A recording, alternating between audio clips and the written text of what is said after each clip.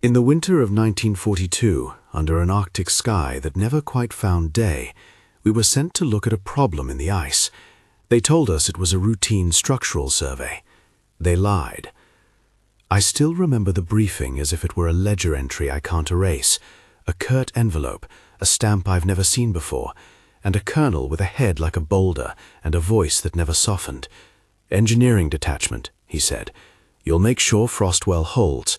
No photograph, no deviations. Certain sublevels are off limits." He folded his hands over a map with no names beyond a grid and a single circled point. A man with the rank to make a soldier uneasy, but not the rank to explain why. We were 8 in the convoy. I was a corporal then, younger than one would expect for cold weather duty, because the war has a way of pushing men forward before they're ready. Sergeant O'Leary ran comms and the manifest. He kept a soft pencil and a softer patience. Briggs, Master Sergeant Briggs, was our security lead, a broad-shouldered man who'd seen too much to fear snow. Reed drove our tracked vehicle, a clumsy thing with metal treads and a belly full of heat that rattled like a coughing engine. There were 3 civilian men attached to the job, 2 in grey coats with notebooks, and 1 with glasses who kept his hands in his pockets and refused to say his name aloud. He was introduced only as Dr. Corvin, and kept glancing at us as if we were an experiment he'd been asked not to provoke. We reached the outpost by a convoy that crawled across the ice like a line of black beetles. The sky was a lead sheet. The wind had a way of slipping under a hood and making teeth chatter whether the mouth was open or closed. The structure itself looked like an oozing wound in the ice, an entrance ringed by marred snow, a cruciform door framed with rivets and frost. Someone had stenciled Station Frostwell, maintenance access, over the heavy plate in flaking black paint. It was the kind of sign meant to be read, not understood. At the gate, a captain with eyes like a cut gem gave us a nod that might have been a greeting if the world were friendlier. Inside the archway was the air, the warm hush of mechanical life, so sudden you felt you'd stepped off a cliff into a boiler room. The first thing I smelled was oil and something else, a disinfectant so sharp it made my eyes water. The second was cold. Cold came in waves and tasted metallic. Steam hissed along steel ribs above our heads, pipes clattered and told secret stories in Morse. We were walked through an airlock that smelled of coal smoke and something perfumed and cleaner than anything I had known in uniform. They handed us forms and thick woolen blankets for our boots. We traded the open sky coats for quarters with straps and a stove in the corner. The whole place was a ladder. You went down and down again, as if someone had bored a throat into the earth and lined it with lights and metal. Each rung took us further from the world. Each level had its own feel. The first hummed with administration, filing cabinets, ledger books, a single portrait of a general whose face had been wiped by steam and time. The second was a laboratory in wartime trim, workbenches with glass vials ringed like tiny moons, instruments that looked like they belonged to a tinker shop, scales and a crude spectrometer that Dr. Corvin handled like a magician. "You are not to interfere," Colonel Mercer, I learned his name later, told us in a tone that resembled an order and a prayer. "You assess structural soundness, nothing more." He wrote the number of the levels on a scrap. "Level 3 and below are strictly business of the research department," he said. His pencil tapped, once, twice. "Understood?" We all said we understood. It's a small miracle how well soldiers can obey when the thing they're ordered to keep their hands off is behind a door that hums like a caged animal. If you want more incident files like this, subscribe now. We descended in an elevator clumsy with wire and pulley. It smelled of grease and wet wool. The elevator gate clanked like a man clearing his throat. The lighting grew colder as we went deeper, bulbs with a bluish cast leaking through mica reflectors. The walls were covered in stenciled markings, maintenance notations, an occasional admonition in block letters.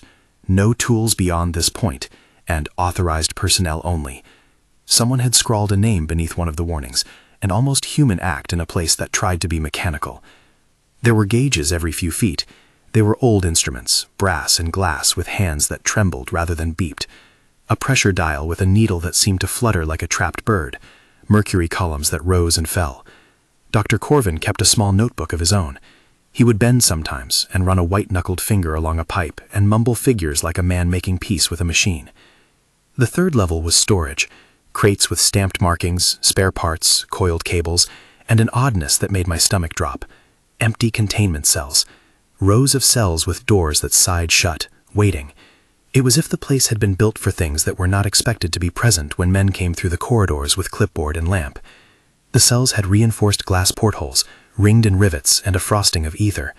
The glass was dead. We ran our palms along the frames. The metal was cold as a verdict. Someone found a corridor that wasn't on the map. We were poking at the third level when Reed's boot caught at a seam in the flooring.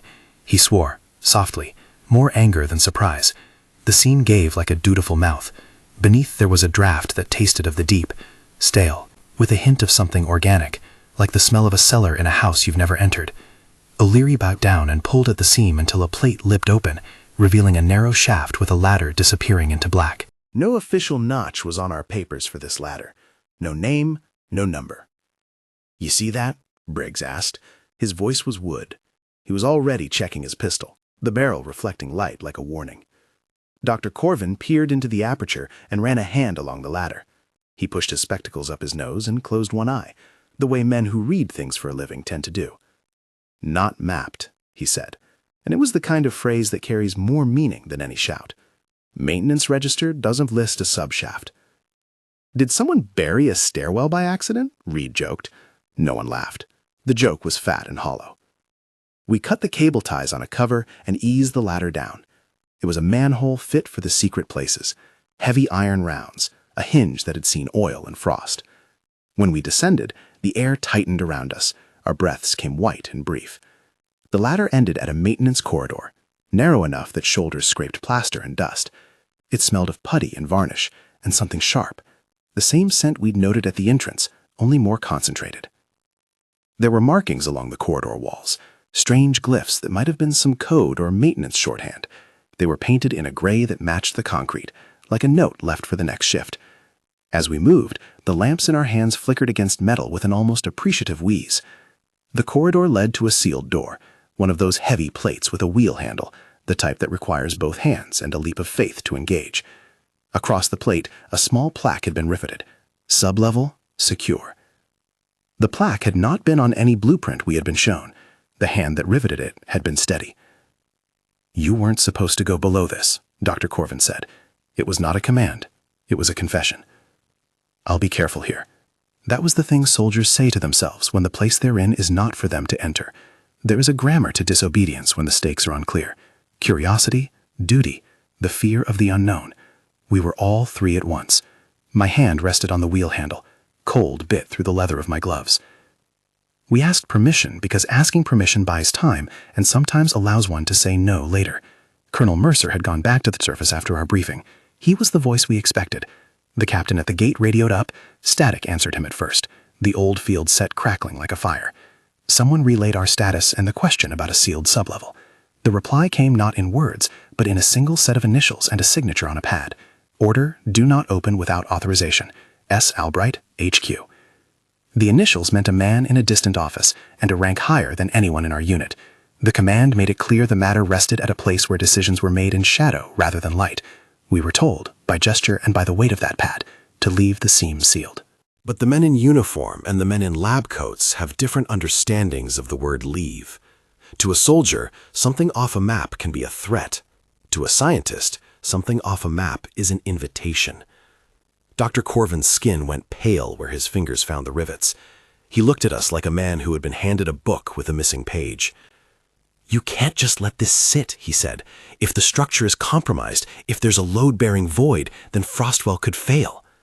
Briggs spat into his mitten. "Could fail how?" he asked. "Collapse? Flood? Melt?" He was answering a question he hadn't asked. "Structural failing can propagate," Corvin said. He spoke machinery now, not ethics. Ice shifts, stress accumulates. A subcavern, unmonitored, could lead to a progressive failure. We do the right thing. We inspect and secure. The right thing. The phrase tastes different when you're dealing with what might be living. I remember O'Leary's hands trembling where he held his notebook. He was good with logistics, got supplies where they were needed, and accounted for every scrap. He closed the little book and said, "We could tag it, log it, and go get authorization." That's not what happened. Authority has a funny way of evaporating when someone can convince you quickly that standing down is the more dangerous path. Dr. Corvin found a duplicate stamp on the wall unseen and compared it with his notes. He murmured about the need for prompt action. He appealed to us with a moral argument draped in engineering terms and the language of numbers. "If you leave it," he said, "and something fails because of the unknown, the lives it costs will be on your hands." I can still see the way the light played over the rivets when he said it. Briggs' shoulders went hard. He looked at the stamped pad with the initials, and then at the wheel handle. No man likes to be ordered by a name on a paper, especially when frost nicks at his ears, and the idea of being buried in his uniform is not a fantasy, but a probability. We decided. An easy word for a heavy choice. To open it. It took the better part of an hour to crank the wheel and have the seal sigh. The air that came through was colder than the cold above. It carried with it a smell that was neither organic nor pure chemical. It was a smell that created stories in a man's mind and then left the stories unresolved. We slid a slab aside and found a stairwell leading down into a deeper black. The walls were ribbed metal, slick with a sheen of frost that glittered like bitten glass. The lower stair deposited us into a broader hall. This hall was different. It had overhead pipes insulated with tarred cloth, lanterns that hung like sentries, and at intervals, doors with rounded windows. Through those windows, we thought first to see machinery, and then, when our lamps found the right angles, a shape that made our mouths dry. There were cylinders, rows of them. Vertical, glass-fronted, bolted into the deck like the columns of some submerged temple. They were tall enough that a man might stand inside if he were forced to, and their glass was semi-matte with frost. Each cylinder was ringed in a frame of bolted metal, with valves and tags hung on chains. They hummed with a sound so low we felt it in our bones rather than heard it, an industrial heartbeat. A faint vapor clung to their rims, curling like thin ghosts. Dr. Corvin stepped forward and, as a man of his profession, placed his gloved palm on one of the plates. His fingers left a print. Then he lowered his head and peered through a circular viewport at the center of the cylinder. He had that look of a man who had seen something and would not, for the sake of his own peace, blink. "They're not corpses," he breathed. It was a kind of denial. I remember thinking at the time that no one would ever admit to calling something living when it lay locked in a glass tank with metal bolts like a specimen at a butcher's. The glass clouded and then cleared as our lamp struck it. Something within the cylinder moved. Not much, just a ripple, a small adjustment of weight like a person turning in sleep. The shape was humanoid. The head, however, was too large for the shoulders and too narrow at the jaw. The limbs were long and slender in a way that made the joints seem too ancient, too clever. The skin had the pallor of someone who had been left in snow. The hands, God, the hands, had too many joints and fingertips that tapered to a softness rather than callous. The eyes, when they opened, were immense, dark wells that reflected our lamps like twin, imploring lanterns. For a moment there was a contact more terrifying than any alarm. The thing looked at us as if measuring the world for the first time, and found us wanting. There was an intelligence in that stare. Not animal cunning, not the reflexes of prey. It held a slow, deliberate interest. Dr. Corvin's breath hitched. "How?" he said. He had all the textbooks in the world in his head, and none of them fit what we were looking at. "What is it?" Briggs answered the question all soldiers answer when faced with what they cannot understand. "Containment," he said. He said it like a prayer. There were other cylinders, and each contained specimens similar but not identical. Some were smaller, lithe, and almost childlike in their tapered proportions. Others were larger, their heads heavy, and their limbs too thick for the glass they rested against. They pressed against the glass at times, palm and forehead flattening, testing the barrier with a gentleness that suggested curiosity rather than hunger. One of the larger ones extended a finger and tapped the viewport once. The sound was muted, but there, the echo of contact in a sealed room. Dr. Corvin read the tags on the chains. They were handwritten in a cramped, precise hand, and each bore a designation, Unit 1A, Unit 2B, and then a smear where someone had scratched out a line. There were dates, mostly 1941, a few earlier. "We aren't the first ones in here," he said. The scientist in him wanted to move closer, to touch, to test. The soldier in Briggs tightened his jaw and moved to block the path. I felt both of them in my chest, the urge to study and the urge to secure. "This is why they said leave it," O'Leary said. His voice had the bare edge of someone who understands manifest, chilling responsibility. "Not our business." "But if the tanks fail, if the integrity is compromised, then what?" Corvin demanded. "If they thaw and wake, if they—" He didn't finish. The imagine of waking something in the ice is like suggesting a river might decide to remember itself. We were talking in measured tones because that is what men do when the world bends. But the thing in the cylinder listened in a way that made the chatter seem obscene. It kept its eyes on us, and with the slow motion of someone learning the mechanics of a hand, It curled its fingers around a hollow and made a gesture that meant nothing in our languages. It seemed to try communication and failed. Its chest rose and fell too slowly. It made no sound we could register, only a faint vibration that moved our dentures in our mouths. We had not been promised such things in our orders. We had not been promised the moral questions that attach to the living like frost to a rooftop. Yet they came, all of them. Do you open the cage? Do you write down what you see and send it to men who will bury it? Do you take pity on a thing that looks back and resembles a child? Do you blame yourself or the man who gave you a pad with a signature when the answers are too heavy to carry? That's when the instruments began to sing. It started as a whisper in the walls. The mercury columns trembled, a pressure gauge flickered, and the hand jumped like a mad insect. A low clatter radiated from the pipes overhead. The vapor in the cylinder shimmered as if struck by a current. Corvin snapped his head toward a meter with a hand like thunder. He read the indicator and swore under his breath. O'Leary's eyes widened. Thermal differential spiking, Corvin said. He used a term that would translate in any time. It means heat is moving in ways it should not, and when heat moves in a place built to keep things stable, trouble follows. Briggs barked for the seals to be checked. Men who keep cages open and see the birds ruffle do not want the doors to be convenient. They want them to stay shut. The valves on the tanks hissed like a sleeping thing woke. A small steam leak compounded another twitch. One of the tags hung loose and clinked against metal as if in applause. We moved to the next cylinder. The thing inside had its eyes closed now. Its chest heaved as if under a blanket. It exhaled, and a fog of something pale gathered around its lips. One of the civilian attendants, he had a lanyard and a badge with a number, leaned too close to peer, and the soldier inside him said, "Step back," with a pistol's authority. He obeyed. Then, as if testing the bars for a weakness we had not thought to consider, a small pump along the line seized and belched. A jet of vapor struck metal, and a harmonic rang out. It was at once a musical note and a warning bell. The nearest cylinder shivered, and a thin crack spidered the glass like frost seeking a face. Time narrowed, actions sharpened. We had minutes, maybe less. Cordon barked orders that had the sound of a man trying to legislate a miracle. Stabilize the line, close redundant valves, seal the corridor, evacuate non-essential personnel. Briggs did what Briggs had always done. He grabbed what he could and executed. He moved men like a chess player with compassion for the pawns. O'Leary began to tag equipment and drag out a roll of canvas from a crate stamped emergency shielding. Reed set about levers with a grace that surprised me. He had been a driver, but he knew metal, and he loved it like a man loves a dog that never misbehaves. The civilian with the badge, who later would refuse to sign anything that looked like a confession, leaned against the rail and spit in his hands. Corvin moved among the tanks, touching gauges and reading delta values like a man whispering to engines. Something gave inside a nearby service shaft. A panel popped, and a slab of insulation fell free, releasing a gout of mist that smelled faintly of iodine and age. The lights dimmed for a heartbeat and then flared.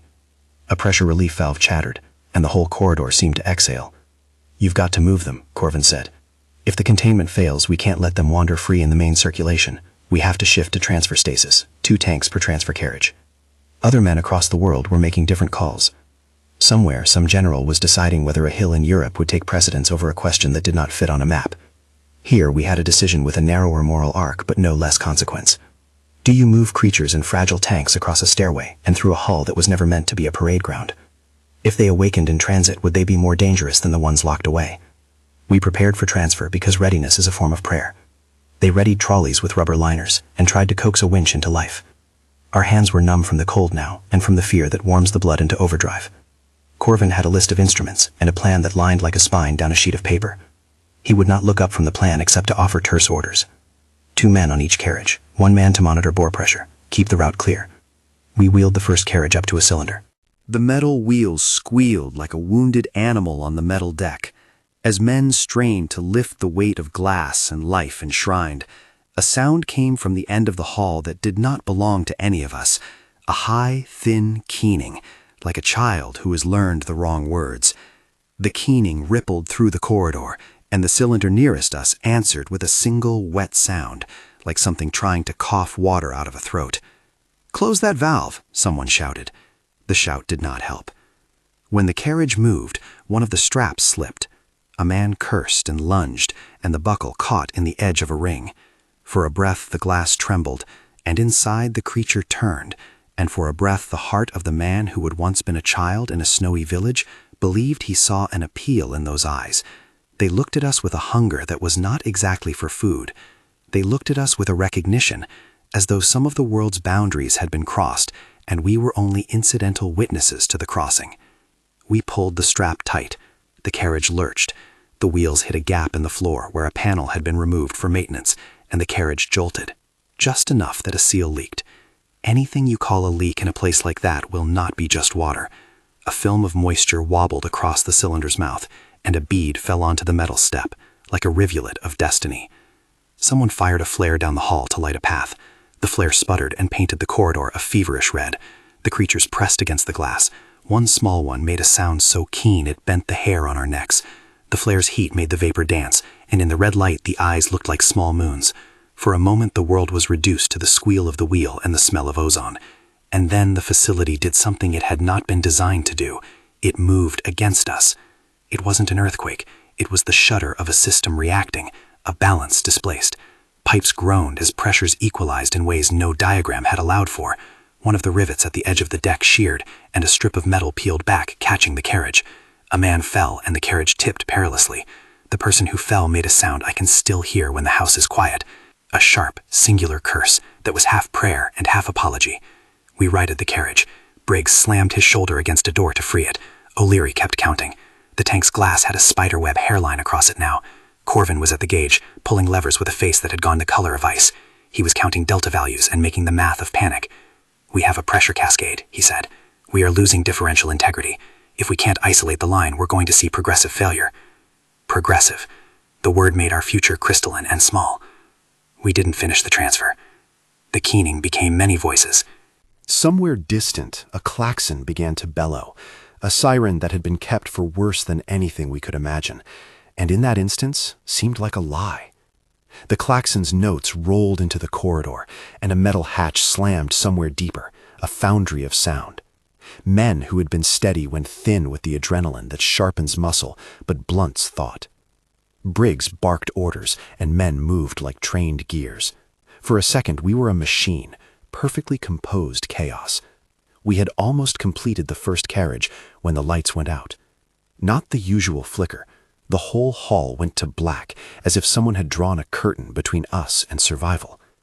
Our lamp beams cut arcs through the dark. The cylinders glowed faintly in a bioluminescent sheen I'd never known to be possible, and wanted to call a trick of chemical residue, except when one of the cylinders lit fully, and the thing inside opened its eyes wider than any human can without breaking. We heard a sound behind us, a pound that had the cadence of heavy steps coming across a hollow. The locked doors at the far end of the hall dimpled inward, as if from distant fists.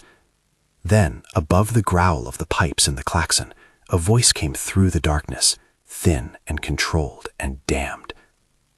"Evacuate the corridor. All non-essential personnel. Clear." Colonel Mercer's voice.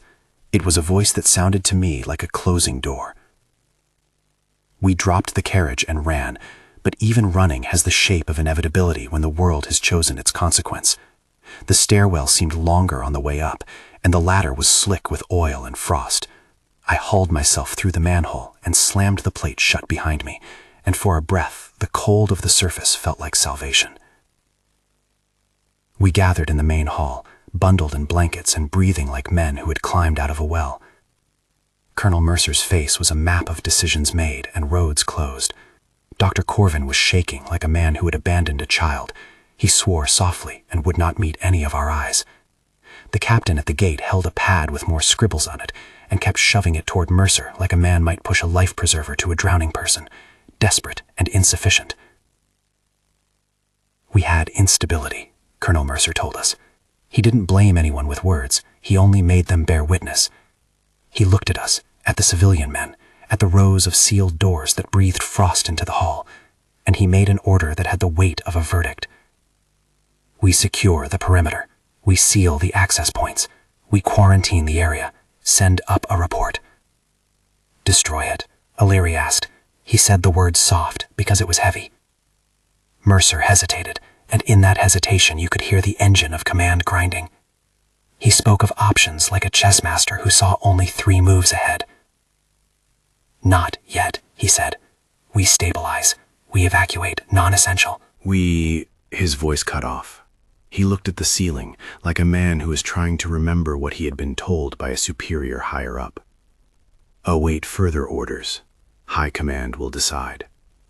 There it was, the handoff to a distance where men make decisions that blot out conscience. We were told to keep our mouths closed and our signatures clean. There would be forms, they said. There would be meetings. There would be men in uniforms with stars whose names we might not learn. There would be silence, and not the good kind. The silence that is a curtain instead of a balm. We were given blankets and told to sleep. It was an order we all took like contraband. I pretended to sleep and listened to the hum of the heating pipes and the image of the cylinders burned behind my eyelids.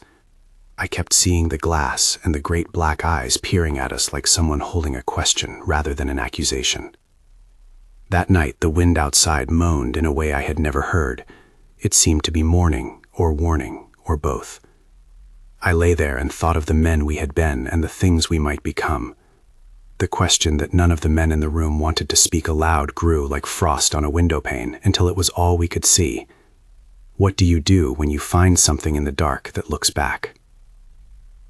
We were woken at dawn, well, as much dawn as you get in the Arctic midwinter, by the sound of boots and the clipped voice of an officer I'd never met. He introduced himself as Major Harrington from Regional Command. He had a face like a ledger and a briefcase filled with papers that would never be allowed to breathe. He read us a list of orders. We were to form a roster for immediate reassignment. We were to sign an acknowledgement that we had understood that certain materials were beyond our clearance. He presented us with forms that were thick with legalese and thinner than the weight of what we had seen. Some of the men signed without reading. Some of us could not get the words to line up. Dr. Corvin refused to sign the simple sentence that said, "I acknowledge I will not disclose classified information as pertaining to Station Frostwell." He refused outright, and for that refusal his hands trembled and his voice cracked, and an officer leaned in and told him it would be in his best interest to comply. "You put men at risk," the officer said. "You have to understand that." "What about the risk to whatever's down there?" Corvin asked. His question had an innocence to it, which was the dangerous kind. The officer's jaw hardened. "The facility is a security concern," he said. "We cannot risk disclosure." We were shuffled with paperwork. Men who had been our comrades were given different berths. The civilian men with ties to the research department vanished into offices with heavy curtains. One of them, the one who kept his hands in his pockets, slipped a small notebook into my palm as he passed. "Keep this," he murmured. "You'll need it later." He did not look me in the face. I opened the book later and found a few words in a sketch I did not understand, a cross-section of the cylinders, and an annotation in a hurried hand. Do not trust the dates. At noon, a transport dropped off a squad of men we'd never met and handed them bolt cutters and explosives. It was the first time I'd seen the word discreet applied to something that also bore a weight of inevitability. The new men's uniforms had a different cut, and their helmets had a varnished sheen that suggested orders come from a quieter office. They moved with a purpose that felt empty, because the people they imagined were absent. Those who ordered destruction view objects, not faces. We were told to stand by. We were told to make no recording of what we had seen. We were told, bluntly, that some things were better removed from the ledger of history. For men who had come from trenches and ships and battlefields, the language was familiar. Scorched earth, deny the enemy resources, leave nothing to be exploited. But this was a moral calculus without a scale. I did what soldiers do, follow. We delivered barricades to sealed doors and read the tags and the hand-lettered warnings. We moved boxes of instruments away from the line. We watched as technicians bent over valves and tightened bolts until their knuckles shone white. At some point, I understood that our role was to be witnesses and then to vanish politely, like a signature on a form. That evening, Colonel Mercer called a private meeting for those of us who had been in the corridor the day before. He closed the door, and for the first time, he let exhaustion show in his face. He told us the truth of command in a way that was not confession, but not a lie either. "You'll be reassigned," he said. "Some of you will be kept on for a time, Others will be sent out, to sea, to other theaters. You'll be asked to speak of weather, of structural integrity, of supply lines. You will be expected to forget the rest. Dr. Corvin sat with his hands folded, his eyes like a man who might implode at any moment. "And the others?" he asked. "The ones in the tanks." His tone suggested that what he really wanted to know was not the verb but the adjective. What will be done to them? Mercer, his voice softened and then hardened like cryolite under flame, said, "We will assess options."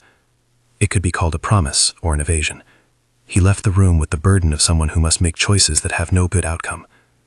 After he left, I found myself alone with the engineer who'd maintained the boilers. He was a quiet man named Anders, who spoke rarely and had the sort of laugh that belonged on the far side of someone who'd already cried.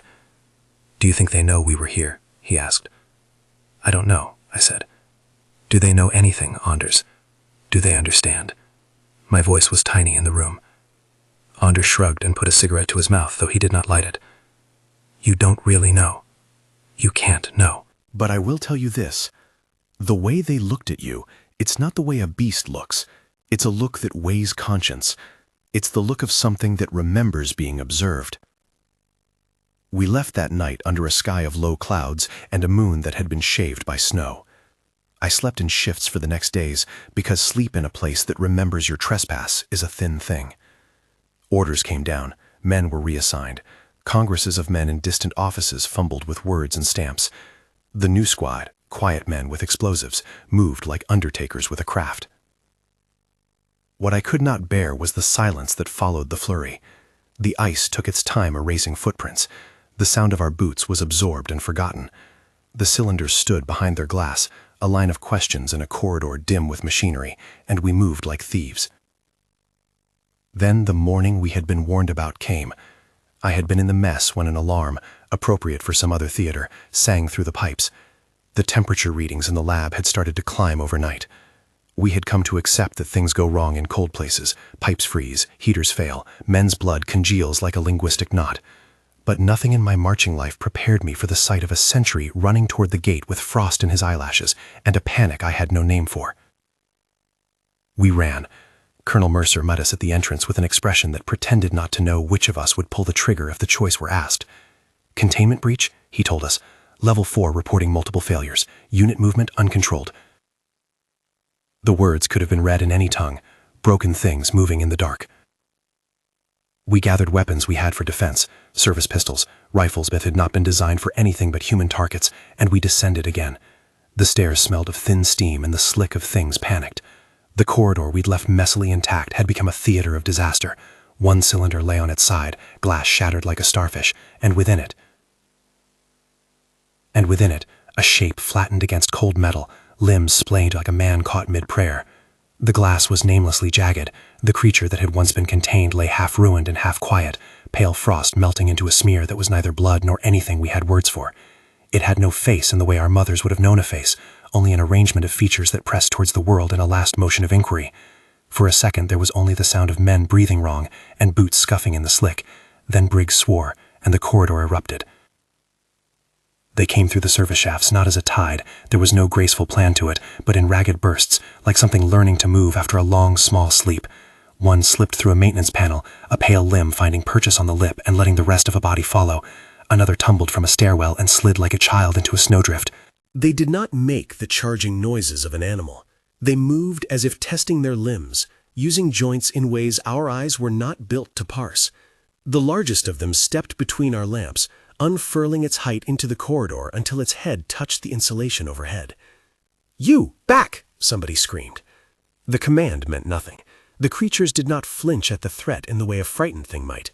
They tilted their heads, and when one raised a hand to touch a fallen man, it did so with the gentleness of a man finding a sibling in a crowd, not the violence of a predator finding game.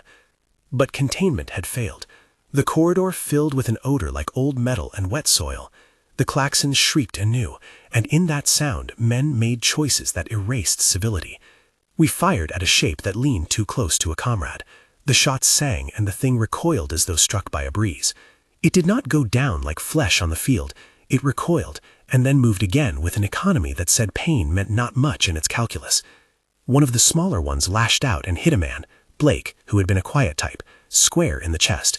He went down, not with the dramatic certainty of a soldier cut down by shrapnel, but with a slide that was quicker and softer, like someone released from a harness. I remember the way the corridor turned into a machine of motion. Men shoved trolleys aside, thrown clear by the crowding. Corvin, mad with science and fear, tried to slam a hatch only to have a creature tug the lever from inside and open it like a child opening a toy box. Reed swung a heavy wrench and connected with an elbow the size of a fist. The creature shrugged and came again. Anders moved like a man who had known best how to stay alive. He gathered the fallen and dragged them towards light. There was no heroism in it that felt clean. It was the grunt calculus of survival. We tried to herd them back toward the tanks, reasoning that if we could get them into an enclosed space, we had a chance to re-establish control. The bigger ones loomed, and when one of them pressed its forehead to the glass of an upright cylinder, we saw for an instant the reflected faces of our team multiplied in its eye, ourselves looking back at ourselves. Corvin whispered something like a prayer, and then, with an instrument in his hand, began to try sealing valves, soldering, patching, with a desperation that read like prayer. The first carriers were abandoned in the crush. The second shipment of trolleys never made it. When a conduit above ruptured, it sent a cascade of warm, oily vapor through a gallery that had been engineered to stay dry. Men slipped and cursed, and the creatures took advantage of every instability. One man, Peterson, was caught by a reaching limb.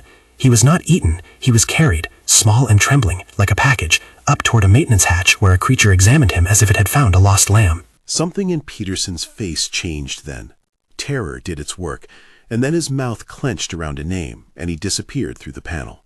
I will not pretend the next minutes were heroic. They were a collection of frenetic orders and prayer-quieted hands. Gunfire clipped the insulation and sparked like flaked powder. Somebody, maybe a corporal whose name I cannot dredge because memory buries what it cannot bear, fired a burst and brought down a thing that folded like wet paper. We could not tell if it was injured fatally or stunned. The smell that came from it was a high metallic twang that seated itself behind your teeth. Briggs moved like a man with a single job: keep the team moving. He formed a rough flank and drove us toward the ladder. If we could get back up, we might seal the manhole and send word. We climbed with our boots slipping on frost and on the occasional smear of something that might have been life. At the ladder's mouth, Blake, or what had been Blake, was being tested by a cluster of hands. The sight of him there, half blank, made something in me fail. I grabbed him by the shoulder and pulled, a reflex older than strategy, and it took 2 men to free him. He was not himself. The light in his eyes had been dimmed, and someone later would argue we should have left him. I do not know what the right choice was. We made it up, and we sealed the manhole behind us. For a moment I imagined the sound of our backs against metal would be a door closing on calamity. But the corridor is thoracic. Air and panic moved like blood. The manhole cover vibrated under the impact of those below, and we heard distant, not unquestioning taps. Pause, if you must use that word, or footholds, soft and patient. Below, someone was singing. It sounded like a gibberish hum, but it had the rhythm of a lullaby, and it twisted my guts the way an old tune can. The orders that followed were crisp and hideous in their clarity. Major Harrington arrived with a crate of caps and a slate of destiny. He stood at the table with the terse expression of a man who keeps his conscience in a locked chest because the war demands it. "Containment breach confirmed," he said. "We cannot allow unregulated movement into the circulation. The station's secrets cannot be compromised, and we must prevent dissemination." Corvin's voice cut him like glass. "You mean kill them?" "No." Harrington's face did not wince, as if words had long ago hollowed his features into the bowl of others' decisions. "We mean prevent an uncontrolled spread. If we can contain, we will. If we cannot, we have to deny access. That is command." Dr. Corvin's lower lip quivered. "Deny access by burying living things." "The calculus is this," Harrington said flatly. "Risk to the wider theater. The war does not pause for the tender consideration of creatures that may constitute an unknown hazard. Infrastructure failure, contagion, political exposure, all unacceptable." We have a responsibility to the greater numbers. Responsibility. I had seen that word used on beaches and in trenches, and had known it to mean throwing one life over another. It tasted then like metal. Corvin swayed like a tree in winter. "There must be another way," he said. "We can seal, transfer to surface containment, quarantine the quarter." "We've tried transferring," Harrington interrupted. "It's compromised. We do not have the luxury to re-engineer containment from the inside of a failing structure.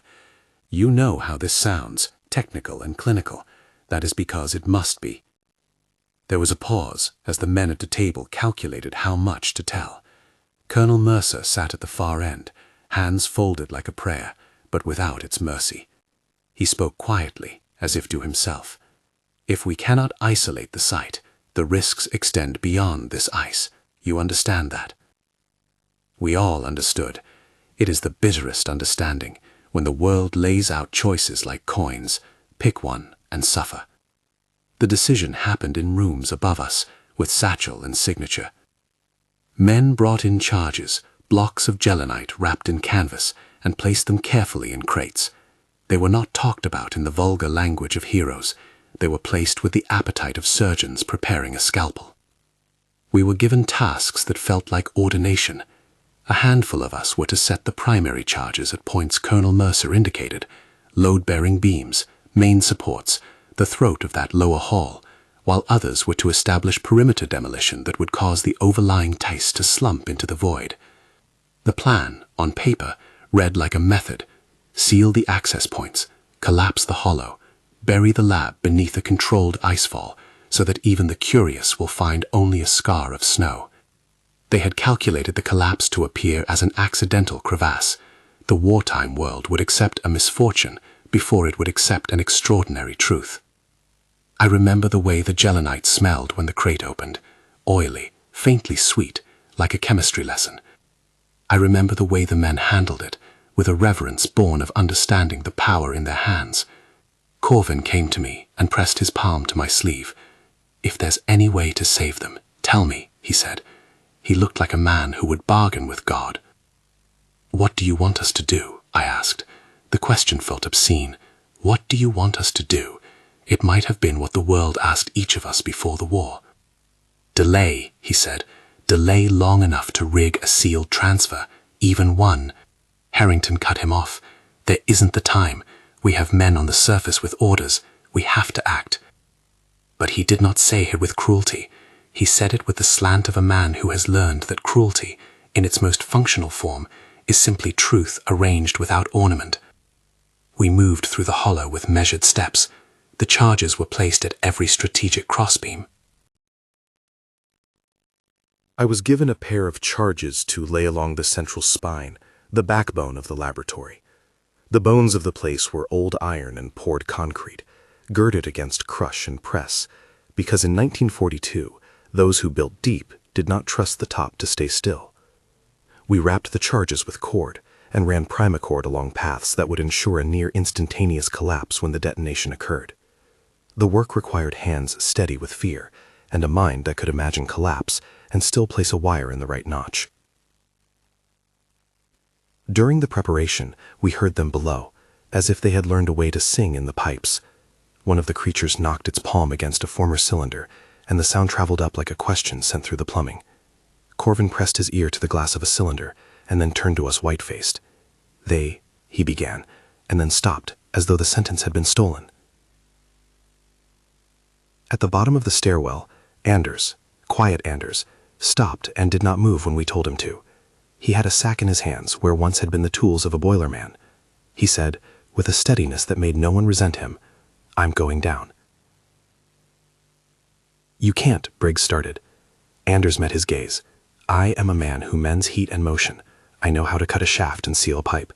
I can make a soft room if you'll let me. I can try." "Orders," I said. It was not a question. It was the reflexive language of soldiers. Anders looked at the ladder like a widower looks at a photograph. Then he climbed down alone, carrying the sack. He threaded the ladder's rungs like a man going to his maker. He did not look back.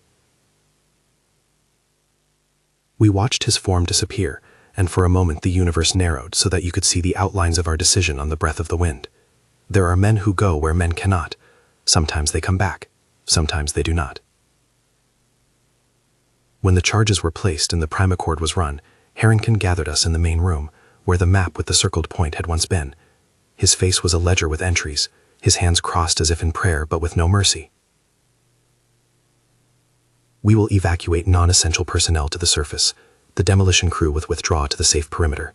The detonator will be on a delay to allow for withdrawal and confirmation that all who can be removed have been removed. Corvin stepped forward, as if he had conjured courage from some private reserve. "You don't have the right to do this," he said. "We have the right," Harrington said. "The state has the right to prevent its own compromise." We were given straps and told to carry only what we could help carry. Corvin walked along the line of cylinders one last time, and it was the most painful thing I had seen in that winter. A man saying farewell to what he could not claim as kin, but felt like kin. He mouthed to one of the specimens through the glass, and I saw in the reflection of the creature's eye, Corvin's own face, older and sorrowful. He placed his palm against the viewport. The thing placed its palm against the glass opposite, and their hands met like two strangers pressed across a window. When the withdrawal sounded, it sounded like a gong. We pulled our boots from the metal deck and climbed. The manhole was lifted one last time to allow the blast air to return to the hollow. The ladder rattled with the noise of men and the scraping of cables. Anders, who had gone down with a kit, did not return with us. When the last of us slammed down the metal lid and fastened the bolts, I felt the manhole tremble under a pressure that might have been the creatures below, or the ice above, seeking to right itself. They seated us in vehicles and started a slow grind up through the snow. The charges took their places. Men with helmets and faces drawn to bone stood at the far edge of what we could call safe and tested the primacord like priests checking their rosary. Corvin refused to be stowed away. He took his place with us in the convoy, as if nowhere else would hold him that night. We watched from the ridge as the team of demolition men, names I will not write because to write them is to give them room, lit a fuse which fed the primacord like a thread. The snow under the sky looked ornamental and weak. The charges were meant not to blow the facility to pieces in a picturesque way, but to collapse the interior and trigger a slumping of the overlying ice. The goal was to bury, to entomb, to cast the laboratory into the same kind of forgetting that the sea uses on ships. I held my breath at the first sound, an impact that was less like an explosion and more like the very earth giving up a secret. A buckling, then the complaint of metal, then a long, low groan that I felt in my molars. The lab took its own weight and folded inward. The ridge nearest to us shivered, and snow began to move like a slow animal waking. An avalanche does not always scream. Sometimes it slides, measured and inevitable.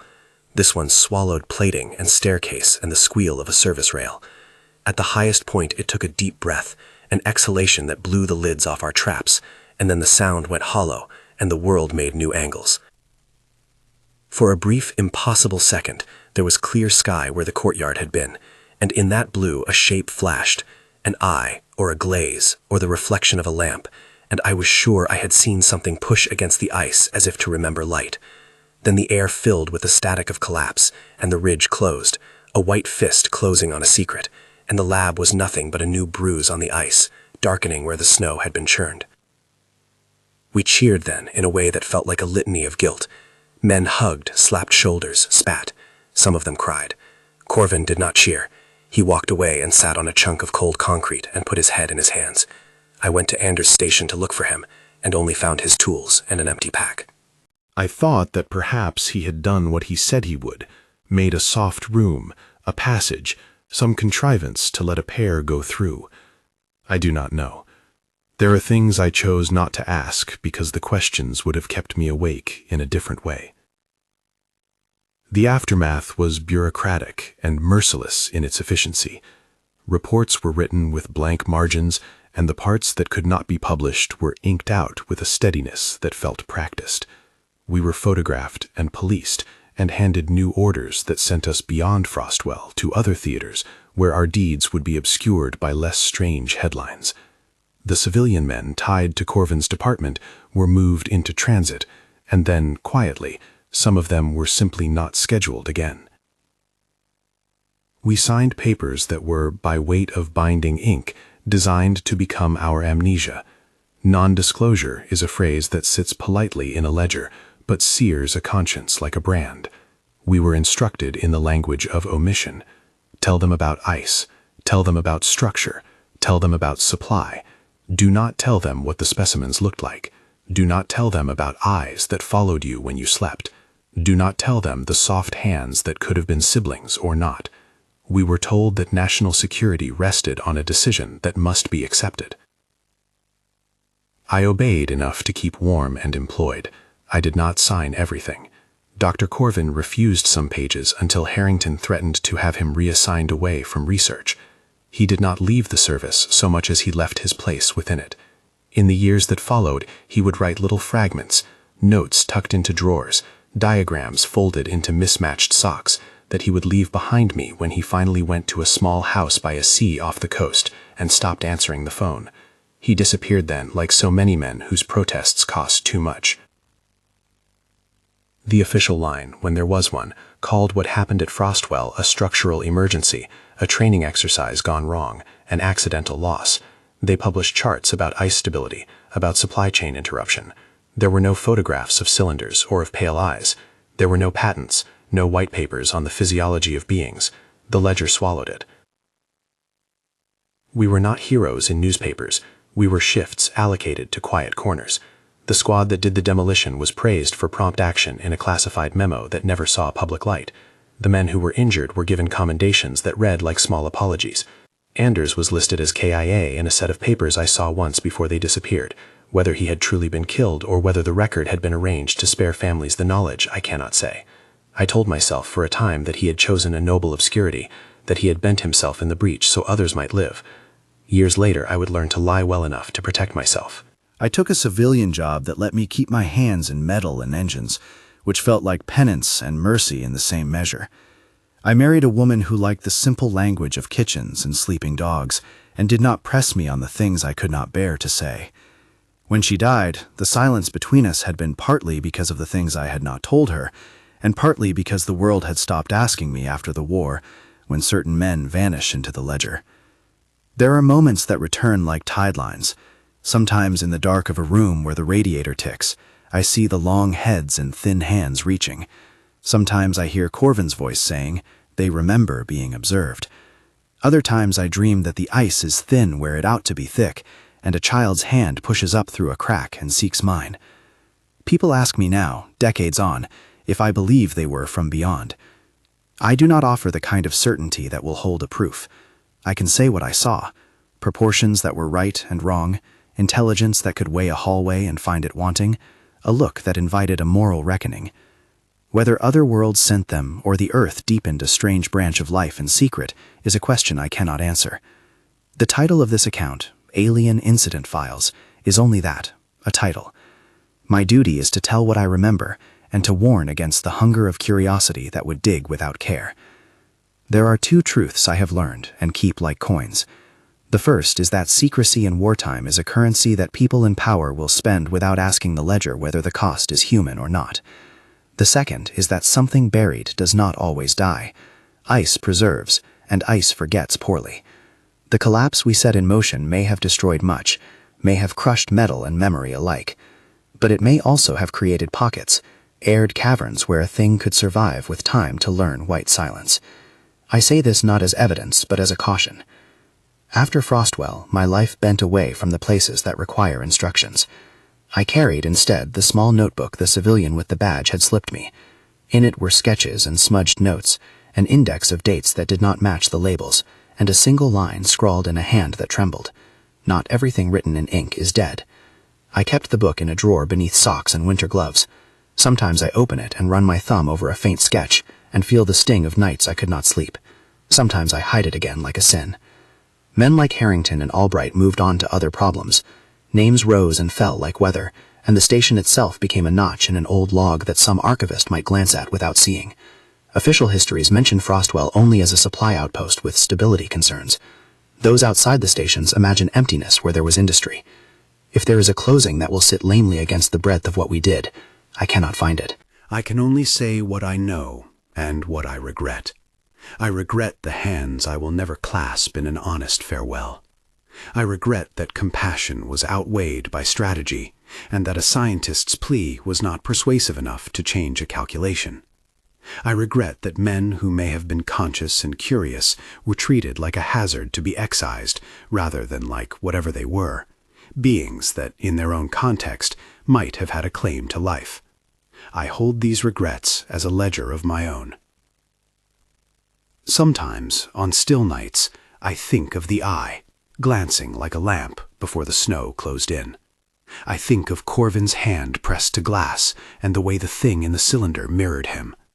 I imagine that under the swelling ice there may be a chamber that keeps breath where breath could be kept, and that one day an engineer with the wrong kind of curiosity might break ground and find that we left questions buried instead of answers. I say this as a man who was there and who signed the papers and did the work asked of him. Do not go digging in certain places simply because you want a story. There are scars the earth keeps for reasons that do not permit intrusion. If you are tempted, ask yourself what you would do if you found eyes in a tank that asked for more than science. Would you obey the orders that bury, or would you insist on a mercy that your commanders will call dangerous? My hands are old now. The cold of 1942 sits in my joints like an old photograph. I tell this account in the hope that the ledger may tilt even slightly toward the living when we next stand at a choice. If my words keep one man from prizing open a seal with nothing but curiosity, if they make one person pause and imagine the faces that might be pressed to the other side of a viewport, then perhaps the burden of secrecy that we carried will have been used for something other than erasure. If this account intrigued you, watch the next incident file on your screen now and subscribe for more. There is one final thing I will not forget.